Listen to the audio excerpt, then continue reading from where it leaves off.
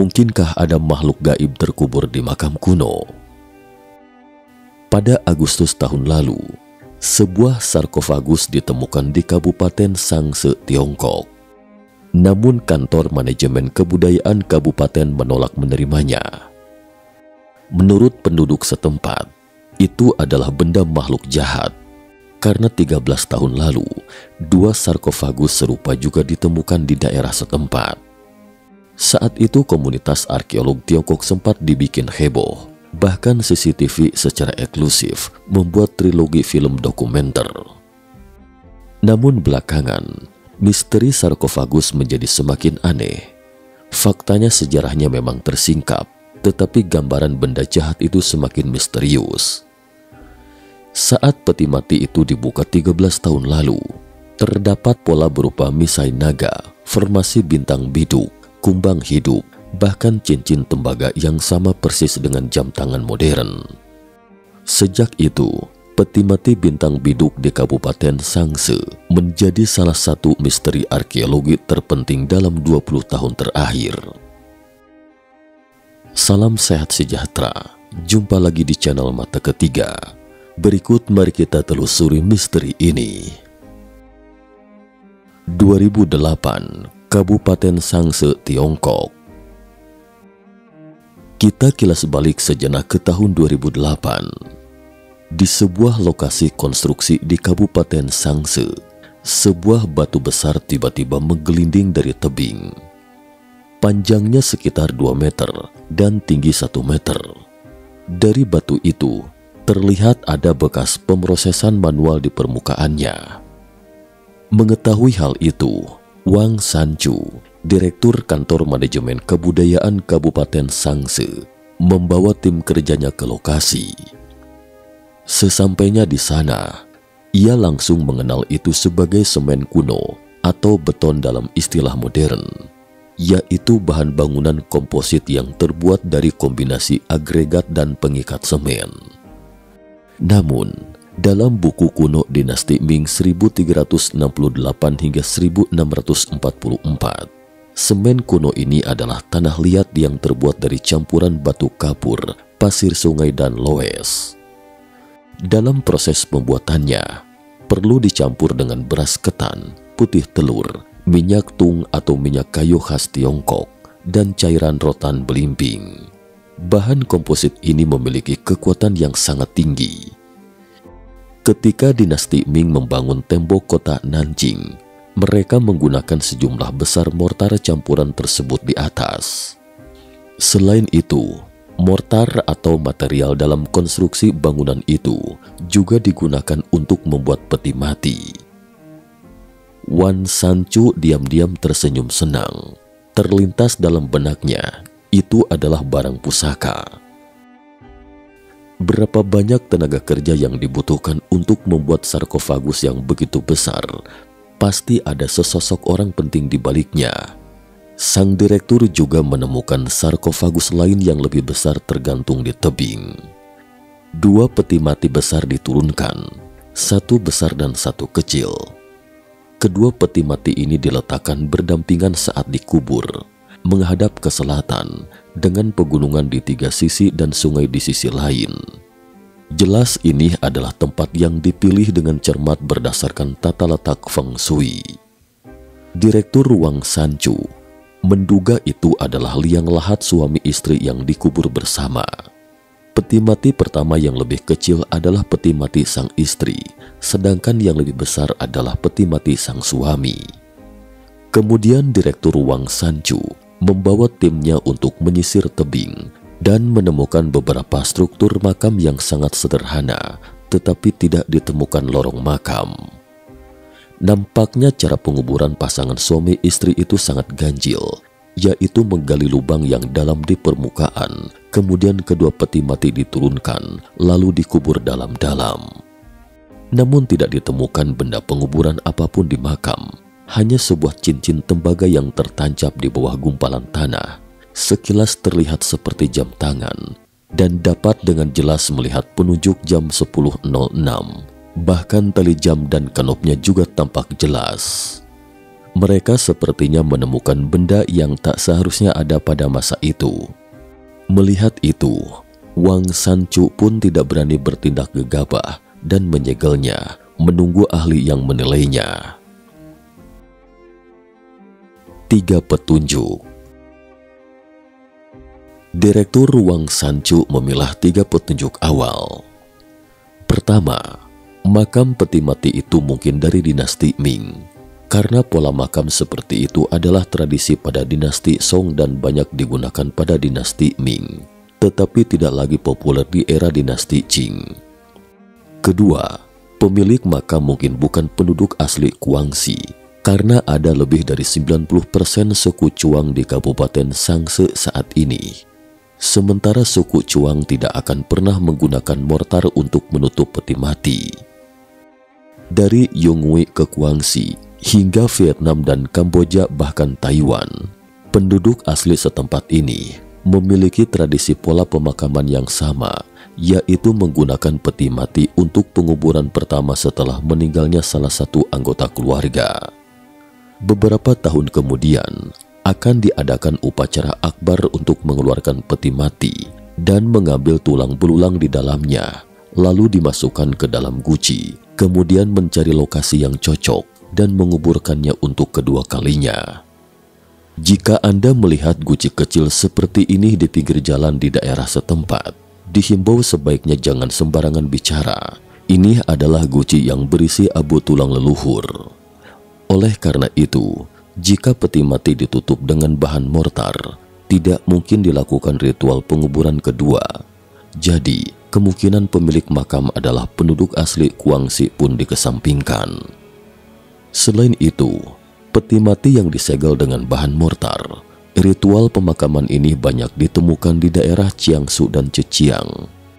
Artinya kampung halaman pemilik makam tersebut mungkin berasal dari Jiangsu atau Zhejiang. Petunjuk ketiga datang dari hasil wawancara. Orang-orang tua setempat mengatakan bahwa mereka tidak pernah mendengar ada kuburan di bawah lereng bukit itu. Juga tidak pernah melihat tanda di permukaan tanah seperti tumulus atau gundukan tanah di atas kuburan dan makam apapun di sana. Jika mereka mengatakan tidak pernah melihatnya, itu mungkin berarti bahwa pemilik makam tidak membuat tanda nisan apapun saat itu. Sama seperti makam Genghis Khan, setelah dimakamkan diinjak-injak hingga rata oleh ribuan kavaleri atau pasukan kuda. Bertahun-tahun kemudian, sama sekali tidak ada siapapun yang dapat menemukan lokasi persis makam tersebut. Oleh karena itu, sangat mungkin pemilik makam sengaja menyembunyikan informasinya. Entah apa tujuannya berbuat seperti itu. Kalau dipikir-pikir, sepertinya si empunya di dalam peti mati itu tidak khawatir dengan kawanan perampok makam menjarah benda berharga yang dikubur bersamanya. Sebaliknya justru orang luar peti mati yang takut orang di dalamnya akan tiba-tiba bangkit dengan mata melotot. Selain itu, cairan yang mengalir dari peti mati itu adalah peti darah legendaris, adalah hantu sang pemilik makam yang telah disegel selama ratusan tahun dan sekarang akhirnya bangkit.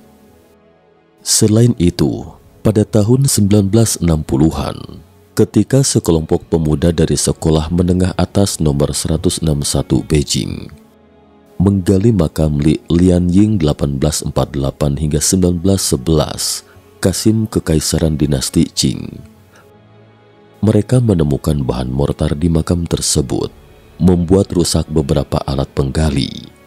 Bisa dibayangkan betapa besarnya dendam kesumat seseorang sampai peti mati Kasim Li Lianying itu ditutup dengan bahan mortar atau semen seberat 4,5 ton. Peti mati bintang biduk. Jelas itu adalah peti mati bintang biduk yang legendaris. Sebagai informasi, rasi bintang biduk ini terdiri dari 7 bintang atau disebut juga konstelasi bintang 7. Dinamakan bintang biduk karena jika ditarik garisnya akan berbentuk seperti biduk atau gayung besar. Peti mati bintang biduk memiliki 2 kegunaan dalam budaya Tao. Pertama untuk keluarga kerajaan, kedua untuk menekan roh jahat. Menurut Taoisme, bintang biduk adalah pusatnya langit berbintang. Saat bintang berganti di malam hari, hanya Polaris atau bintang utara yang tidak berubah menghadap ke selatan seperti sesosok raja. Apalagi pada saat itu, para kaisar dinasti Ming percaya pada Taoisme. Oleh karena itu, bintang biduk digunakan secara eksklusif oleh keluarga kerajaan semasa dinasti Ming. Misalnya bangunan utama Mausoleum Kaisar dinasti Ming Chu Yuanchang 1328 hingga 1358 ditempatkan dalam formasi bintang biduk. Misalnya lagi, pada makam Kaisar Wanli, posisi sang kaisar juga berbentuk biduk. Bahkan ada ahli yang menduga bahwa sangat mungkin semua kaisar dinasti Ming dimakamkan dengan cara tertentu dari bintang biduk. Apalagi di semua makam dinasti Ming yang dikenal selama ini, di mana kecuali keluarga kerajaan, hampir tidak ada unsur bintang biduk. Oleh karena itu, peti mati bintang 7 yang ditemukan ini, di mana sosok orang yang terbaring di dalamnya, kemungkinan besar adalah keluarga kerajaan dinasti Ming. Membuka peti mati. Tak lama kemudian, peti mati sang suami juga dibuka. Sama seperti peti mati sang istri, awalnya dibuat dari papan kamper dan penutup dengan cat hitam. Namun saat tim arkeologi hendak mengangkat penutup bercat hitam itu, mortar atau semen di luar peti mati tiba-tiba retak, sehingga para ahli melihat wujud sebenarnya dari peti mati tersebut yang dipenuhi dengan jenggot naga. Jenggot naga itu bahkan menembus papan kamper dan merambat ke bagian dalam peti mati. Menurut legenda, jenggot naga ini adalah dendam roh dari pemilik makam. Setelah dia disegel di dalam peti mati, terdengar suara dari luar dan dari dendam kesumatnya memuncratkan segumpal darah tua ke peti mati dan tumbuh menjadi jenggot naga. Jelas ini di luar ilmiah. Menurut para ahli, itu adalah spora tumbuhan yang membuktikan bahwa waktu penguburannya di musim gugur, itu saja. Tapi spora apakah yang bisa tumbuh dalam kegelapan total selama lebih dari 400 tahun? Dalam laporan arkeologi, tidak ada penjelasan lebih lanjut. Selanjutnya kemudian, tim arkeologi membuka penutup hitam. Di dalamnya hanya tinggal tulang belulang, bahkan pakaiannya pun lapuk, juga tidak meninggalkan benda pemakaman apapun. Semua petunjuk pun terputus sampai di sini. Namun untungnya, peti mati sang suami tidak terguncang keras selama proses penggalian dan pengangkutan. Jenazahnya masih terawat utuh dan dalam posisi yang sama seperti saat dimakamkan. Ini adalah bagian yang tidak ditemukan di peti mati sang istri. Saat itu, peti mati sang istri jatuh dari tebing dan bagian dalamnya agak berantakan. Tim arkeologi kemudian mengeluarkan papan bawah peti mati dan jenazahnya, mengirim ke rumah sakit untuk pemeriksaan sinar X dan menemukan petunjuk baru. Pertama, hasil sinar X menunjukkan bahwa sanggul rambut pemilik makam bergaya dinasti Ming. Kedua, tata letak bintang biduk dengan formasi yang sama dengan istri juga terlihat di papan bawah dan terdapat koin tembaga di setiap lubang bundar. Koin tembaga ini adalah mata uang dinasti Tang, tetapi nilainya 10 kali lebih tinggi dari mata uang di peti mati sang istri. Ini adalah koin tembaga yang dibuat dan diedarkan secara resmi era dinasti Tang. Kemudian petunjuk terpenting lainnya adalah pose penguburan pemilik makam, ternyata dengan tangan dirapatkan dan diletakkan di atas perut. Orang Tiongkok kuno tidak pernah menggunakan pose seperti ini. Penduduk Tiongkok umumnya meletakkan merata sepasang tangannya di kedua sisi. Yang paling umum menggunakan pose seperti itu adalah orang Kristen. Penelitian selanjutnya pun benar-benar kacau jadinya. Di daerah otonomi suku Chuang di Guangxi, seorang Kristiani dinasti Ming dimakamkan di peti mati kerajaan dengan formasi bintang biduk. Ini benar-benar membingungkan para ahli. Namun segera terlintas dalam benak beberapa ahli bahwa memang ada seorang kaisar yang diduga seorang Kristen semasa dinasti Ming, yaitu Kaisar Chu Youlang, atau terkenal dengan panggilan Pangeran Kui, lahir pada tahun 1623 dan wafat pada tahun 1662, adalah kaisar dari dinasti Ming Selatan yang berkuasa pada rentang waktu 1646 hingga 1662. Sejak tahun 1661 pada peperangan dengan dinasti Qing, ia mulai terdesak di provinsi Yunnan, lalu lari ke Myanmar. Terlebih lagi, Raja dan Ratu Kaisar Chu Youlang ini tercatat dengan jelas dalam sejarah Tiongkok yang memang secara resmi dibaptis sebagai umat Kristen. Saat itu, sang ratu terobsesi dengan Makau hingga penghujung hayatnya. Ditilik dari poin ini, tiba-tiba saja semua kasus sejarah yang belum terpecahkan sepertinya mulai tersingkap. Kisah di baliknya mungkin kurang lebih seperti berikut ini. 1650, lepas pantai Makau. Saat itu, di lepas pantai Makau, sebuah kapal berlayar ke arah barat. Di atas kapal ada utusan kaisar dinasti Ming Selatan, seorang misionaris Yesuit, Michal Piotr Boym. Boym membawa sepucuk surat yang ditujukan kepada Paus untuk meminta bantuan. Dalam surat itu, dia mengatakan bahwa dia adalah utusan permaisuri dinasti Ming Selatan, Ratu Wang atau Ratu Helena. Ketika itu, wilayah dinasti Ming telah diinvasi dinasti Qing, sementara kerajaan Ming Selatan masih berjuang melawan di Yunan dan Guangxi. Dia memohon kepada Paus meluncurkan perang salib untuk membantu dinasti Ming dan membangun kerajaan surga bersama. Fakta yang mengejutkan adalah beberapa waktu sebelum itu, ia dipanggil untuk membawa semua selir, pangeran, dan putri raja untuk dibaptis dan menjadi Kristen. Meski cerita ini terdengar konyol, tapi itu adalah peristiwa yang memang benar-benar pernah terjadi dalam sejarah. Saat itu, Ratu Wang memang telah dibaptis, dan dia memang telah mengutus Boym untuk mengantarkan surat tersebut. Tercatat juga dalam buku sejarah bahwa Kaisar Chu Youlang belum dibaptis secara resmi karena sang kaisar tidak mau membubarkan selirnya.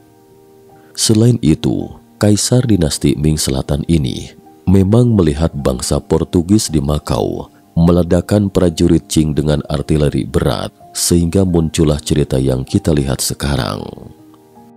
Beberapa bulan kemudian, kapal Boym akhirnya mencapai koloni timur jauh Portugal berikutnya Goa. Namun para pedagang Portugis yang disuap oleh dinasti Qing juga telah tiba di Goa.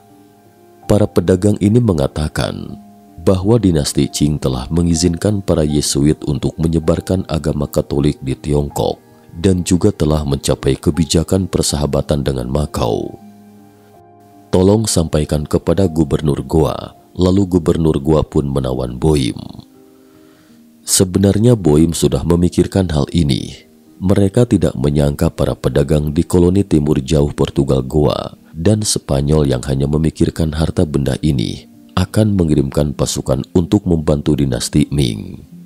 Oleh karena itu, ia mencari kesempatan untuk melarikan diri dari Goa. Tetapi setelah melarikan diri, Boym tidak bisa lagi menempuh jalur laut karena laut penuh dengan orang-orang Portugis. Boym pun beralih ke Persia. Penguasa Persia saat itu lebih bersahabat dengan para Yesuit. Jadi Boym menyamar sebagai pedagang dan ke Persia. Di Persia, Boym menghubungi teman-temannya di Venesia dan diam-diam menyelinap ke wilayah Venesia. Namun Venesia saat itu tidak suka para Yesuit dan menolak pendaratan Boym. Akhirnya Boym mengganti pakaiannya menjadi seragam resmi dinasti Ming dan menjalankan misinya sebagai utusan Tiongkok. Singkat cerita, setelah 2 tahun penuh di sana, Paus akhirnya memanggilnya. Namun tak disangka, pemanggilan ini ternyata menjadi perdebatan. Karena saat itu, misionaris Martino Martini, utusan dinasti Qing, juga ada di sana bersama Paus. Paus bertanya kepada Boim bahwa seluruh negeri Tiongkok telah ditaklukkan. Betapa rapuhnya dinasti Ming Selatan. Beri saya alasan untuk membantu dinasti Ming Selatan. Namun Boim gagal total, tetapi dia tidak menyerah. Terlintas dalam benaknya akan negeri leluhurnya, Polandia. Mungkin dia bisa ke Polandia untuk meminta bantuan. Namun di luar dugaan, misionaris Martino Martini juga telah memikirkan langkah ini, dan dia sudah melobi dulu Raja Polandia. Meskipun misionaris Martino Martini mengatakan kepada Boim bahwa seluruh wilayah Tiongkok telah ditaklukkan, tapi Boim memutuskan untuk tetap kembali menjalani tugasnya, terlepas dari hidup matinya Kaisar Chu Yaolang.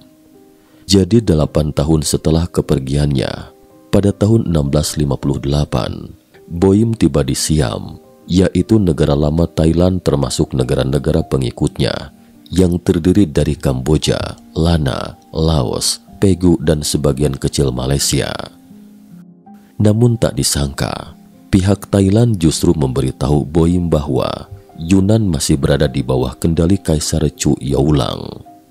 Boim memutuskan untuk melintasi pegunungan, kembali ke Tiongkok, dan terus mengabdi pada Kaisar Chu Yaolang. Namun ketika Boim sedang melintasi pegunungan, sayangnya dia meninggal karena sakit dan gagal kembali ke Tiongkok, mengabdikan diri pada Kaisar Chu Yaolang dan ratunya. Polimerisasi sejarah dan arkeologi. Mungkinkah di balik peti mati bintang biduk tergali sepenggal sejarah rahasia seperti tersebut di atas? Mungkinkah saat Boim jatuh di pegunungan, Ratu Wang masih menunggu kepulangannya, menunggu harapan yang datang dari Makau? Menurut buku sejarah Tiongkok, bahwa belakangan kemudian Wu Sankui, seorang pemimpin militer dinasti Ming, memimpin pasukan Qing ke Yunan. Dinasti Ming Selatan kalah perang, sementara Kaisar Chu Yaolang melarikan diri ke Burma. Wu Sankui kemudian berkolusi dengan Raja Burma dan menangkap Kaisar Chu Yaolang.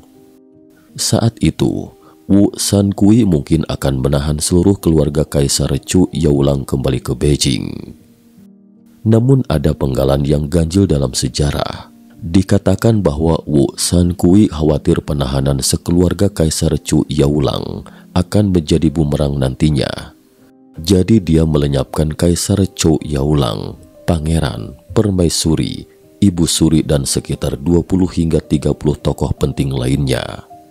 Sejak itu, dinasti Ming akhirnya musnah sepenuhnya. Namun setelah Kaisar Chu Yaolang dilenyapkan saat itu, tidak ditemukan mayat atau sosoknya apakah masih hidup atau mati. Yang kita lihat sejauh ini hanyalah makam sang Kaisar Chu Yaolang. Lalu di mana jenazahnya? Karenanya, ada legenda rakyat yang mengatakan bahwa Kaisar Chu Yaolang belum mati, tetapi diam-diam dilindungi oleh Wu Sankui. Sebab Wu Sankui juga tidak sepenuh hati takluk kepada dinasti Qing. Puluhan tahun kemudian, bukankah dia juga memberontak? Jadi, mungkinkah tempat Wu Sankui diam-diam melindungi Kaisar Chu Yaolang dan ratu itu berada di Sangse, Provinsi Guangxi, Tiongkok sekarang? Hingga akhirnya, suami istri ini meninggal dan dimakamkan di Sangse.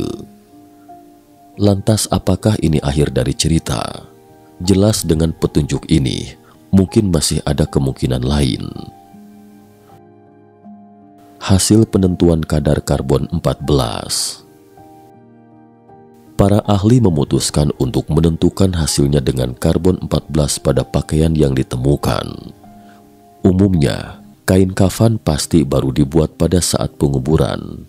Jadi jika menggunakan karbon 14 untuk mengidentifikasi usia pastinya dari pakaian tersebut, ini bisa menjadi bukti penting untuk mengidentifikasi sang pemilik makam.